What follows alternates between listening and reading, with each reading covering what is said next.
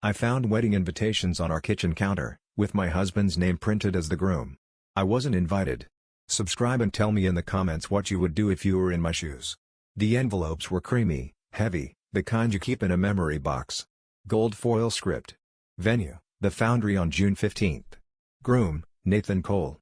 Bride, Zoe Hart. My husband's name is Evan Cole. Different first name, same last. I thought I was sleep deprived and reading it wrong. I even wiped my eyes with the sleeve of the sweatshirt he always accidentally steals from me. It was my Tuesday morning off, the kind I use to clean our tiny apartment and pretend chores count as self-care. He texted, running late. Gig went long. He's a sound tech. Weddings, corporate events, clubs, nights and weekends. I've defended that job to every friend who raised an eyebrow when he missed birthdays, brunches, and once, my grandma's funeral. He got home around noon, loud keys, louder excuses. I placed the invitation in his palm. He didn't flinch. He laughed. Oh, that? I'm doing sound for a wedding. They sent extras. Must have slipped into my backpack. Extras addressed to our mailbox, with a return address that matched his work P.O. box. I didn't challenge him. I toasted a bagel I couldn't swallow and rolled lint off our couch with a tape roller because I needed something to control. I flipped the invite over. There, embossed on the back, was a monogram, N and Z, Nathan and Zoe. Under it, tiny print, RSVP by May 28 to Evan Stone, production. My stomach dropped at the second fake name. And then the doorbell rang, like the universe was daring me to open it. A courier stood there with a padded box and a clipboard. For Mr. Nathan Cole, he said, looking at me like I might be the mistake.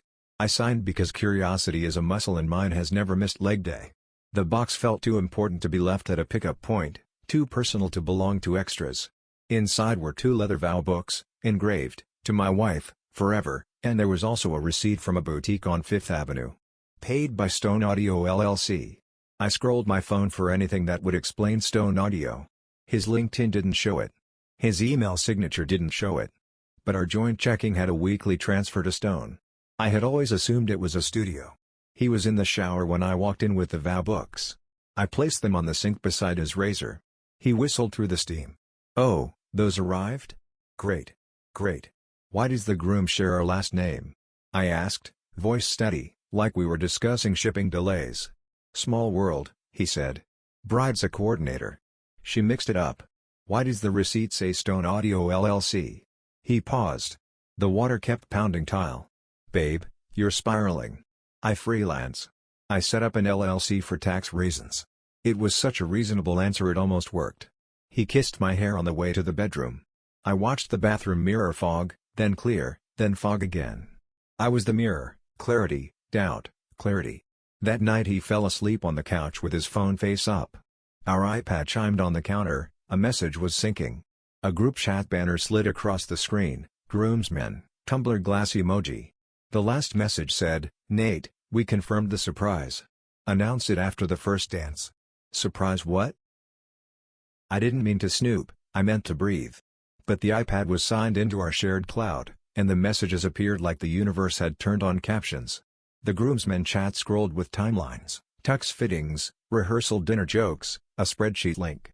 The best man, Dax, wrote, "Zoe's gonna lose it when you drop the ultrasound on the screen."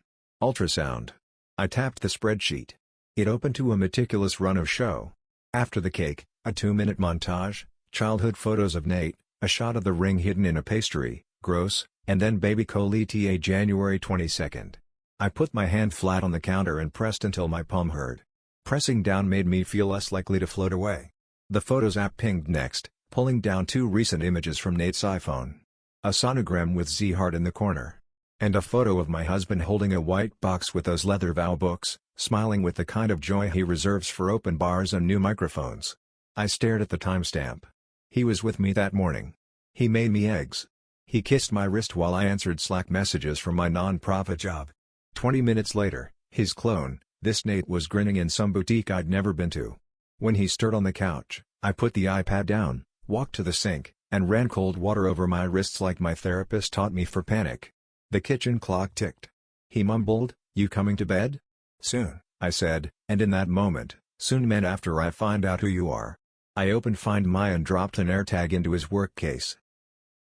He said he had a hotel gala load in the next day, which I pictured as uplighting and sweaty speeches. I kissed his cheek and watched him carry the case down the stairs, my AirTag sitting in the foam cutout between XLR cables like a swallowed secret. At noon, the ping landed, not at a hotel. At City Hall. Marriage Bureau. I grabbed my tote, told my manager I had a dentist emergency, and subwayed across town whispering affirmations I didn't believe. The building buzzed with paperwork and perfume. I waited near a pillar and pretended to scroll while my heart performed cardio it wasn't trained for. He emerged in a clean white shirt, hand in hand with a woman in a blue wrap dress. Zoe. My Zoe. Not mine, but you know. Zoe from my office's fundraising committee. We'd swapped guacamole recipes in the break room. She'd cried once in a stall and laughed it off as allergy eye. He called her Z, and when they kissed, it was gentle, practiced. He said, "Almost there, baby. Baby." I filmed for exactly 6 seconds, my hand shaking so hard the frame could have been an earthquake, then dropped the phone to my side. I didn't want to be the person who turned grief into content. I wanted to be the person who left. They stepped toward a counter. A clerk smiled. "Nathan and Zoe?" I heard the name hit air like a door slamming.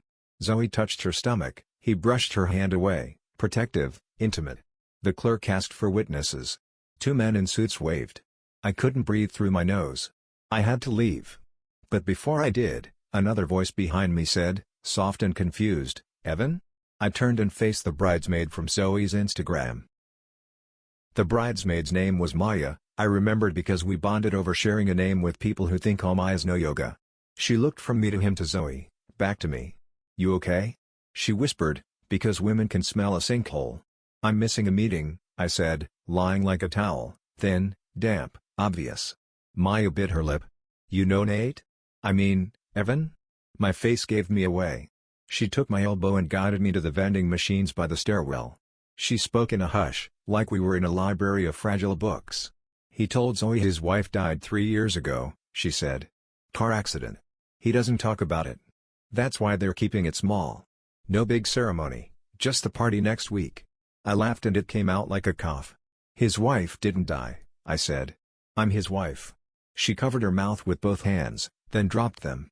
"No. No. That can't."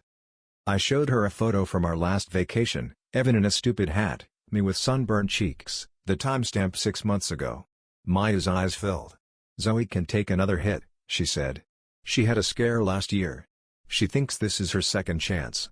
Second chance? At what? At not being lied to? "Please," Maya whispered, "don't ruin her day here. Talk to him. Make him fix it." My sense of justice wanted to blast the truth over the PA system. My sense of mercy wanted to protect a woman who'd never hurt me. I walked out past balloons, white lilies, and the sound of other people's promises. As the doors shut behind me, my phone buzzed with a calendar invite to a rehearsal dinner labeled family only. He must have created the invite from our shared account without thinking. It was addressed to family. The location was a restaurant where a nonprofit had held a donor brunch last month. I remembered the owner, remembered his handshake, remembered introducing Evan, sorry, Nate to Zoe in the swirl of mimosas and applause for a grant we thought would change the neighborhood. I went home, opened our file box, and sifted through papers I'd never had a reason to question: tax returns, 1099s, a stack of receipts held together by a binder clip. Stone Audio LLC wasn't new. Transfers had been happening for months, precise as metronome ticks. I pulled our bank statements and highlighted anything Stone. The total made me swallow hard. I emailed copies to myself. Then I created a folder called Answers and filled it with screenshots, the City Hall video, the groomsmen chat, the ultrasound, the rehearsal dinner invite. My hands knew what to do. My heart had no idea. When he got home, we ate takeout on the couch. He told me a weird story about a bride who wanted to walk down the aisle to a mashup of Eye of the Tiger and All of Me.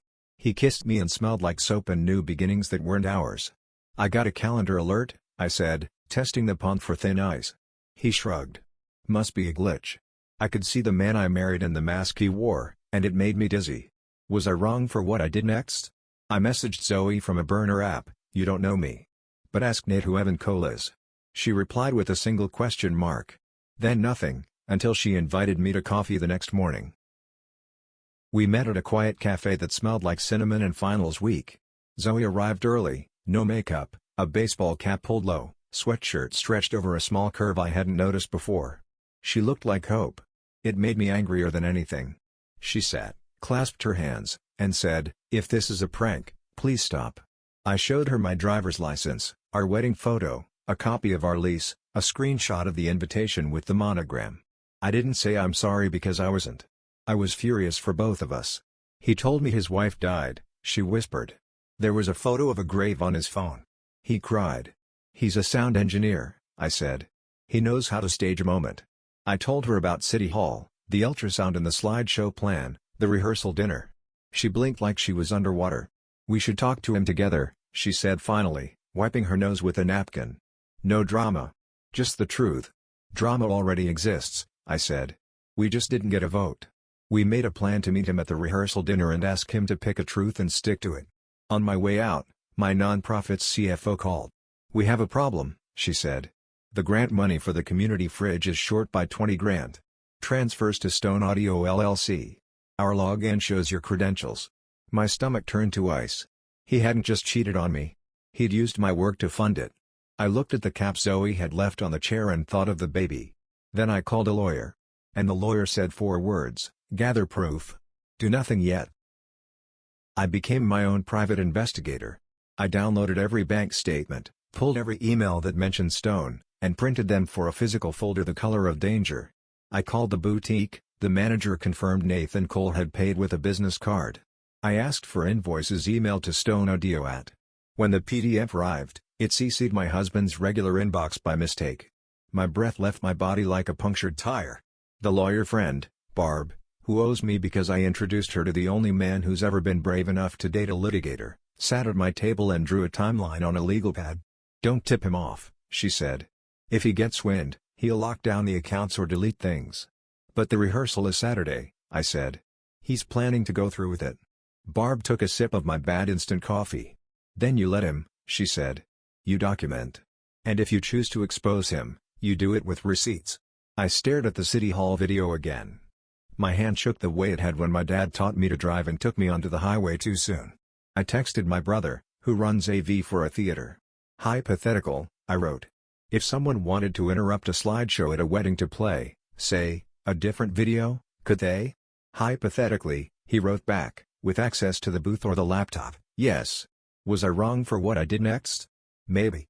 I looped in the venue manager I knew from work events. I told him there might be a fraud situation, that I could protect his staff by getting ahead of it. He replied, "If you bring evidence, I'll give you 5 minutes. 5 minutes to change everything." The rehearsal dinner was warm lighting and a menu that made you believe in butter. I wore a black dress and a neutral face. Zoe arrived with Maya and 2 friends, their laughter was brittle. Evan, Nate, walked in late, kissed Zoe on the temple, and shook hands like a politician. He didn't look at me until the salads. He did a double take so subtle you'd miss it if you didn't know him like I did. "Babe," he said to me when we were alone near the bathrooms, "what are you doing here?" I let my silence be a mirror. He squinted at his reflection and adjusted. "You're being crazy," he hissed, low, practiced. "These are clients." "Clients you're marrying?" I said. He exhaled a laugh. "You always wanted a story to tell." Insults are his favorite way to make a problem small. I smiled because smiling is how women armor. "Tell me you didn't use my work login to move money," I said. He looked down, just a flicker. "I don't know what you're." "Don't," I said. He leaned in so close I could see the tiny white scar on his chin from a childhood bike crash. "Leave," he said. "Now." When we returned to the table, he announced a toast. "To family," he said, looking straight at me. "To new beginnings." Barb's advice thudded in my head, "Do nothing yet." After dessert, Maya slipped me the schedule for next week and tapped the AV booth box. I nodded. My brother texted, "I can be there." Blackball cap. On the sidewalk, Zoe caught my arm. "We're doing this, right?" she asked. "We're telling the truth," I said. And the truth would scream in a room designed for applause. The venue smelled like hydrangeas and money. I wore black again because it makes you invisible when people are dressed like celebration. My brother blended in with the crew, coiling cables and nodding like he belonged. The manager met me in a side hall with a clipboard and eyes that said he'd seen worse but still hoped for better. "You have 5 minutes between first dance and cake," he said. "That's when the montage plays." I tucked the flash drive into my palm like a talisman. On it, 2 folders. One labeled memories, one labeled receipts. The first was theirs, the second was mine. The ceremony was quick. He cried during vows, of course he did, he's always had excellent timing. Zoe's hands trembled as she slipped on the ring. When the officiant said husband and wife, my vision tunneled. I thought of our vows years ago, of my mother tearing up because she believed in the man standing in front of me. At cocktail hour I watched him tell a story to Zoe's dad, the one about rescuing a stranded puppy. That puppy was my sister's dog. That story was ours. I found Maya by the bar. If you want to stop this, say now, I said. She swallowed hard. Do it, she said. Do it for all of us. Who do you think is the real villain here? The liar, the enabler, the quiet bystander? I've been all three. The DJ announced first dance. I slipped into the booth, heart loud in my mouth. My brother nudged the laptop. The slideshow opened. The dance ended. Applause. The screen went black. And then, instead of baby photos, City Hall appeared. A murmur rolled through the room like wind through tall grass. The video cut from City Hall to a still shot, the invitation with Nathan Cole, the receipt to Stone Audio LLC, screenshot after screenshot, the groomsmen chat, the sonogram file name with Zoe's initials, a bank statement with transfers from the community fridge grant to Stone. I had recorded a short voiceover because text can be disputed, but tone? Tone is a scalpel. My name is Maya, I said from the speakers, and for 4 years I've been married to the man you know as Nathan. He also goes by Evan. And Stone. Evan surged toward the booth, but the manager blocked him, politely, professionally, like you block a cake from falling. Zoe stood frozen, napkin in both hands. Her dad's face went from pink to granite. Maya the bridesmaid cried without moving. I kept it to facts. No adjectives, no metaphors. The camera rolled timestamps. The rehearsal dinner invite to our shared calendar. The non-profit ledger trail. I ended with a simple slide, our wedding photo, date stamped, followed by the text, ask him. The screen went dark. No music. No clinking glasses. Just the sound of disappointment finding a chair. Evan grabbed the mic. This is a mistake, he said. He smiled the way scammers do when they think charm can pay down debt. My ex is on well. I walked into the center of the floor. Ex? I said. I lifted my left hand. My ring glinted like a courtroom exhibit. Zoe looked at me, then at him. Tell me I'm not the other woman, she whispered. He opened his mouth. The venue doors opened behind him. And 2 uniformed officers stepped in. Sirens didn't wail. The officers were quiet, careful. The manager must have called when he saw the bank statements. Fraud isn't festive. One officer asked Evan to step outside. He laughed, then swore, then went pale when my lawyer friend, not in heels today, in flats and fury, introduced herself and handed over a folder. Ms. Cole has evidence of unauthorized access to her employer's systems, forged approvals, and misappropriation of grant funds, Barb said. She's not pressing charges for bigamy. Yet. Zoe's mother took Zoe's elbow and guided her to a chair, murmuring in a language I didn't know but understood perfectly. Comfort sounds the same in any tongue. Evan turned to me, eyes wet. You did this, he said, like I'd set a trap he'd flung himself into. No, I said, my voice choosing steel. You did this? I just pressed play. He lunged toward the laptop, my brother stepped in front of it. Evan stopped, chest heaving. The officer gently took his arm and walked him out. Not cuffs, not yet, just space. Zoe looked up at me. Was any of it real? She asked. I don't know, I said. He was real enough to marry me. He was real enough to lie to you. The room buzzed, a hive of whispers. Some people glared at me like I'd ruined a good party. Some hugged Zoe. One old aunt squeezed my hand so hard it hurt and said, thank you. Was I wrong for doing it this way? Maybe. But secrets rot in dark rooms. My phone vibrated. Unknown number. I stepped into the hallway and answered. A woman's voice said, you don't know me. I'm his first wife. Her name was Hannah. Her voice had the brittle calm of someone who has held glass too long. I left when he drained our savings, she said. He told everyone I cheated. I didn't. I was 19. He was charming. He was studying sound engineering and had a band no one listened to. She found me because the slideshow was already on a cousin's Instagram story. He's done this before, she said. Not the pregnancy part. The names, the LLCs, the pretending. We compared notes. The scar on his chin from the bike crash was real. The story about his dad teaching him to fix a carburetor was borrowed from her dad. The college he claimed? He took 2 classes. Check the notary logs, she said. He forged my signature once. He used a notary who didn't exist.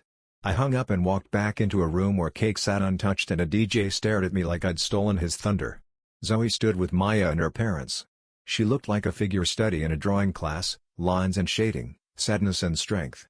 "I'm so sorry," I said, and this time I meant the apology for the timing. Zoe nodded. "I'm going to the doctor tomorrow," she said, quiet. "I'll tell them everything. I'll be okay." Barb joined us with a tired smile. "The officers are taking statements. The venue settled the bill. The owner is refunding the family for everything controlled by Stone. That LLC is about to implode." Outside, the evening air tasted like rain and mercy. I asked Zoe, "Do you want me to disappear?" She shook her head. "I want you to help me make sure he never does this again." And that's when we decided to stop being victims and become a committee. We formed a group chat with a name that made us laugh through the ache, Cole's Rolodex of lies. Hannah joined. A woman in Ohio said he'd flirted with her under Ethan. A caterer recognized Stone Audio and forwarded an unpaid invoice. Our nonprofit's board met in an emergency session and cleared my name publicly after the ledger and IP logs showed his access at 2:13 a.m. from our home. The CFO cried on Zoom and said, "We'll make this right." Zoe's family hosted the reception anyway, but it turned into a fundraiser for the community fridge he tried to bleed. People donated, refunded, and reposted. One by one, his accounts were frozen. The boutique pressed charges for a chargeback attempt. Barb filed for divorce on my behalf and reported bigamy. Zoe filed a separate fraud report. Hannah sent certified copies of an old protective order. Was I wrong for turning a wedding into a courtroom? Who do you think is the real villain here, the liar who built the house of cards, or the ones of us who yanked the tablecloth? A detective called to say they'd located 2 rental storage units under Stone Audio. Inside were duplicates of Life, spare suits, pre-packed toiletry bags, stacks of vow books still in plastic. It felt like standing in a costume shop. The court date came fast and heavy. Zoe, Maya, Hannah, and I sat in a row like a chorus. When he walked in wearing a borrowed suit and a smirk, I felt nothing. Grief had done its job and left. The judge read the charges. Evan cleared his throat to speak. And then the courtroom door opened with a squeak that sounded like a hinge giving up. A clerk stepped in with a folder and whispered to the bailiff, who whispered to the judge, who looked at Evan like a teacher who's seen this trick before. "Mr. Cole," she said, "it appears you are also wanted in another jurisdiction for similar offenses." His smirk flickered and died. I thought the finale would feel like fireworks. It felt like turning off a light in a room I no longer rented. The judge ordered him remanded pending a hearing. Barb squeezed my hand. Hannah exhaled. Zoe tucked her hair behind her ear and looked ahead, not at him. In the weeks that followed, people asked me if I missed him. I missed the person I thought he was, the one who made perfect playlists and left notes on the fridge saying drink water. But that person was a costume. The nonprofit's auditors finished their review and issued a statement clearing me completely. The community fridge got more funding than before because anger can be alchemy when you aim it right. Zoe's doctor said stress isn't a switch, but support helps. She started a small group for women who've been lied to, and we meet on Thursdays in a coffee shop that smells like cinnamon and second chances. If you're listening and you've felt the floor vanish beneath you, take this: you're not crazy for looking behind the curtain. You're brave for pulling it back. Was I wrong for what I did? Maybe in the timing. Maybe in the theater. But secrets rot in the dark, and I chose light. Who do you think is the real villain here? If you enjoyed this story, don't forget to subscribe, hit the like button, and stay tuned for the next drama.